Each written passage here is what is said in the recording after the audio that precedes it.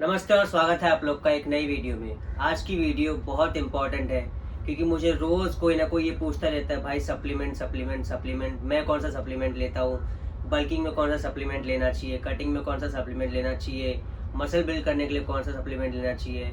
तो आज सब चीज़ों के बारे में बात करेंगे इस वीडियो में। पूरी वीडियो देखना और मैं सब चीज़ आपको बताऊँगा, कब लेना है, कैसे लेना है, क्या ड्रॉबैक्स है, क्या मिथ्स हैं। और हाँ, अगर आप इस चैनल पे नए हो तो नीचे सब्सक्राइब का बटन है, उसको दबा लो। पहले वीडियो में आगे बढ़ने से पहले मुझे जो सबसे कॉमन क्वेश्चन पूछा जाता है कि क्या फैट लॉस के लिए, मसल बिल्डिंग के लिए या अलग अलग चीज़ों के लिए अलग अलग सप्लीमेंट यूज़ करना चाहिए, तो मेरा जवाब है नहीं। आपकी फैट लॉस, बल्किंग, कटिंग जो भी बोलते हो बोल लो, सब में एक ही जैसे सप्लीमेंट यूज़ होते हैं, अलग अलग नहीं होते। वो तो जो नाम दे दे के अलग सप्लीमेंट बनाए गए हैं, वो खाली इंडस्ट्री आपको पागल बना रही है कि आप पैसे खर्चो अपने जेब से। बट हम ऐसा बिल्कुल भी नहीं करेंगे। मैं आपको एकदम अच्छे से चीज़ें बताऊंगा कि कैसे लेनी है, क्या लेनी है, कब लेनी है। तो आज की जो टॉप 5 सप्लीमेंट्स में से सबसे पहला सप्लीमेंट है वो है क्रिएटिन मोनोहाइड्रेट। क्रिएटिन मोनोहाइड्रेट दुनिया का सबसे ज़्यादा रिसर्च और कंट्रोवर्शियल सप्लीमेंट है। अब वो इसलिए क्योंकि लोगों ने बहुत सारे फालतू की बातें बता रखी है उसके बारे में, किडनी स्टोन होता है, किडनी डैमेज होती है, वो सब। पर मैं आपको सच बताऊंगा इस चीज़ों में कि क्या होता है, क्या नहीं होता है। अब सबसे पहले बात कर लेते हैं कि क्या क्रिएटिन लेना चाहिए या नहीं लेना चाहिए। तो मेरा आंसर है बिल्कुल। सबसे पहले आपको क्रिएटिन मोनोहाइड्रेट ही लेना चाहिए आपकी जिम जर्नी में। अब ऐसा क्यों? वो इसलिए क्योंकि क्रिएटिन मोनोहाइड्रेट से आपकी मसल साइज इंक्रीज होती है, आपकी स्ट्रेंथ भी इंक्रीज होती है, आपकी जो बॉडी का साइज है वो ज़्यादा बड़ा दिखता है। अब वो कोई जादू तो है नहीं, उसके पीछे भी साइंस है। लेकिन अगर आपको पूरे डिटेल में वीडियो चाहिए तो यहाँ आई बटन पे आ रहा होगा, मैंने इसमें सब समझाया हुआ है डिटेल में, इसको देख लेना इस वीडियो के बाद। अब बात करते हैं क्रिएटिन सप्लीमेंट से रिलेटेड मिथ की। सबसे पहला मिथ, क्या क्रिएटिन लेने से किडनी डैमेज होती है? तो मेरा जवाब है नहीं। दूसरा मिथ, क्या क्रिएटिन लेने से किडनी स्टोन होता है? तो मेरा जवाब है नहीं। अब मैं हंस इसलिए रहा हूँ क्योंकि लोगों ने इतना डर बना के रख दिया है सप्लीमेंट का, जबकि ये बहुत ही ज़्यादा सेफ सप्लीमेंट है। क्रिएटिन लेने से सिर्फ एक चीज़ होगी, वो होगी आपकी साइज में इंक्रीजमेंट, आपकी स्ट्रेंथ में इंक्रीजमेंट। तो डरो मत क्रिएटिन लेने से, बिंदास क्रिएटिन लो। पर मैं एक चीज़ रिकमेंड करूँगा कि आप जब भी क्रिएटिन ले रहे हैं तो प्लीज़ 3 से 4 लीटर पानी पिए या 5 लीटर पानी पिए, जितनी आपकी कैपेसिटी है उतने हिसाब से पिए। और मैं आपको लिखित दे सकता हूँ कि आपको कुछ नहीं होगा क्रिएटिन लेने से, बिल्कुल सेफ सप्लीमेंट है ये। हमारे टॉप 5 सप्लीमेंट्स में जो दूसरा सप्लीमेंट आता है वो है मल्टीविटामिन। मेरे हिसाब से मल्टीविटामिन हर किसी को लेना है, चाहे वो जिम जाता हो ना जाता हो, फ़र्क नहीं पड़ता। वो इसलिए क्योंकि मल्टीविटामिन के सिर्फ फ़ायदे ही फ़ायदे हैं, कोई भी ड्रॉबैक्स नहीं है। आप वेजिटेरियन हैं, नॉन वेजिटेरियन हैं, फ़र्क नहीं पड़ता, क्योंकि दोनों ही अपने फूड इंटेक से सिर्फ सारे के सारे विटामिन्स और मिनरल्स नहीं ले सकते। इसीलिए एक एक्सटर्नल सप्लीमेंट लेना बहुत ही ज़्यादा इम्पॉर्टेंट है, क्योंकि ये बहुत ज़्यादा हेल्प करता है आपके डाइजेस्टिव सिस्टम में, आपकी बोन डेंसिटी में और आपकी रिपेयर करने में मसल को।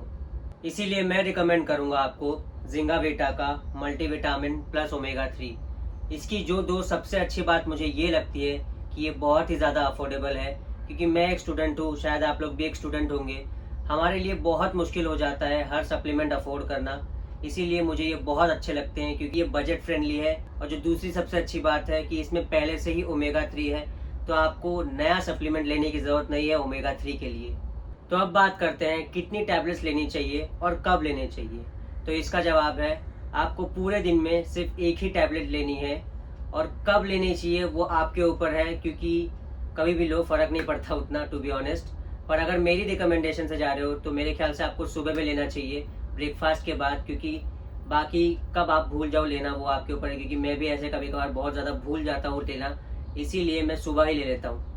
अब जो हमारा तीसरे नंबर पे सप्लीमेंट आता है वो है प्रोटीन पाउडर। आगे बढ़ने से पहले मुझे एक सवाल का जवाब देना है, क्योंकि मेरे को बहुत सारे लोग पूछते हैं कि क्या भाई प्रोटीन पाउडर लेना ज़रूरी है। तो मेरा जवाब है बिल्कुल भी नहीं। अगर आपका प्रोटीन इंटेक फूड से पूरा हो जा रहा है, फॉर एग्जांपल अगर आप एक नॉन वेजिटेरियन हो, आपके पास चिकन है, फिश है, अंडा है, ऐसे बहुत सारे ऑप्शन है आपके प्रोटीन इंटेक को कंप्लीट करने के लिए, तो प्रोटीन सप्लीमेंट बहुत ज़्यादा नेसेसरी नहीं है। पर अगर आप एक वेजिटेरियन हो तो आपके लिए ज़रूरत बन जाती हो, क्योंकि आपको सिर्फ आपकी एक स्पेसिफिक कैलोरी में पूरा प्रोटीन इंटेक कंप्लीट करना बहुत मुश्किल हो जाता है। इसीलिए वेजिटेरियन के लिए मेरे ख्याल से कंपलसरी होगा, नॉन वेजिटेरियन के लिए मेरे ख्याल से नहीं है। पर अगर आप ले सकते हो, लेना चाहते हो तो बहुत अच्छी बात है। अब कुछ रीजंस की बात कर लेते हैं कि क्यों आपको प्रोटीन सप्लीमेंट लेना चाहिए। सबसे पहला रीज़न, वो बहुत ही कम कैलोरीज में हाई प्रोटीन दे रहा है। मतलब 130, 140, 150 कैलोरीज में आपको 24 से 25 ग्राम प्रोटीन मिल रहा है, जो कि बहुत अच्छी बात है। दूसरी बात, वो बहुत ही ज़्यादा हाई डाइजेस्टिव है। मतलब जैसे ही आप कंज्यूम करते हैं उसका डाइजेशन प्रोसेस चालू हो जाता है। और तीसरी बात, वो आपकी मसल की रिकवरी बहुत तेज़ कर देता है। मतलब आप जैसे ही ले रहे हैं अगले दिन आप फिर रेडी हो जाएंगे जिम जाने के लिए, क्योंकि आपकी मसल जो है वो रिपेयर हुई रहेगी प्रोटीन सप्लीमेंट की मदद से। अब बात करते हैं रिकमेंडेशंस और साइड इफ़ेक्ट्स की। सबसे पहले तो प्रोटीन सप्लीमेंट्स के कोई भी साइड इफ़ेक्ट नहीं होते, अनलेस एंड अनटिल आप कोई झोलर वाला ब्रांड यूज़ कर रहे हो जो आपको सिर्फ पागल बना रहा है। और दूसरी बात, रिकमेंडेशन की अगर मैं बात करूँ कि कब लेना चाहिए कब नहीं लेना चाहिए, तो वो आपके ऊपर है, क्योंकि बॉडी को ओवरऑल प्रोटीन से मतलब होता है। कब ले रहे हैं कब नहीं ले रहे हैं उससे मतलब नहीं। पर फिर भी अगर मैं कुछ रिकमेंड करूं कि कब लेना चाहिए, तो मेरे हिसाब से आपको वर्कआउट के बाद सबसे ज़्यादा ज़रूरत होती है प्रोटीन की, तो आप वर्कआउट के बाद ही लें, क्योंकि उससे आपको ज़्यादा बेनिफिट मिलेगा। अब जो हमारे लिस्ट में चौथे नंबर पे सप्लीमेंट है उसका नाम है BCAA या EAA। सबसे पहले तो बहुत लोग मुझे ये पूछते हैं कि क्या भाई BCAA अलग है या EAA अलग है। तो मेरा जवाब है 19-20 का फ़र्क है, ज़्यादा कुछ फ़र्क है नहीं। जैसा आपकी पॉकेट अलाउ करती है आप वो ले सकते हो। BCAA लेना है तो BCAA लो, EAA लेना है तो EAA लो। अब जो कुछ इंपॉर्टेंट रीजंस है हमारे BCAA या EAA लेने का, वो है आपकी मसल रिकवरी।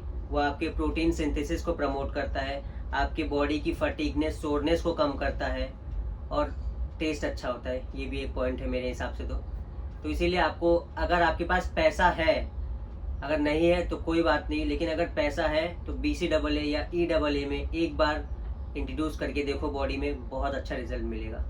अब बात करते हैं BCAA या EAA के रिकमेंडेशन और ड्रॉबैक्स की। सबसे पहले तो BCAA और EAA का कोई भी ड्रॉबैक्स नहीं है, अनलेस एंड अनटिल आप कोई छोलर ब्रांड यूज़ कर रहे हो, मतलब फालतू जो आपको कुछ भी दे रहा हो।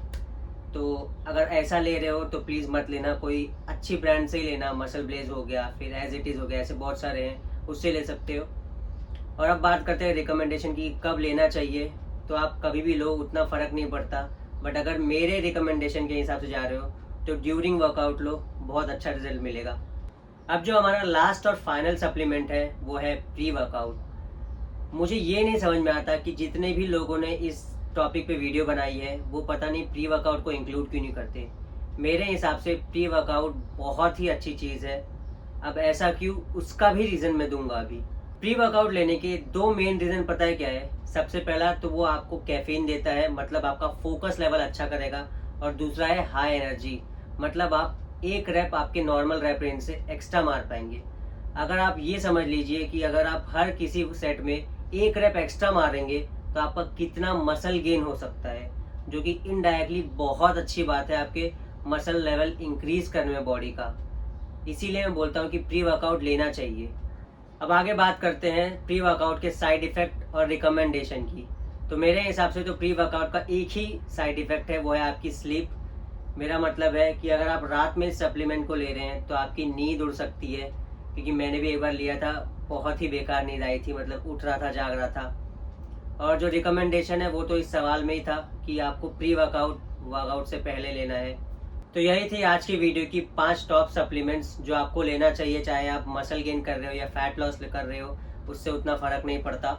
मैं होप करता हूँ आप लोग को ये वीडियो अच्छी लगी होगी। अगर अच्छी लगी है तो वीडियो को लाइक कर दो, अपने दोस्त के साथ शेयर कर दो जिसको सप्लीमेंट लेने हैं, और चैनल को सब्सक्राइब कर दो अगर आप नए हो, क्योंकि आप लोग पूरी वीडियो देख लेते हो फिर भाग जाते हो सब्सक्राइब किए बिना। तो प्लीज़ सब्सक्राइब कर दो।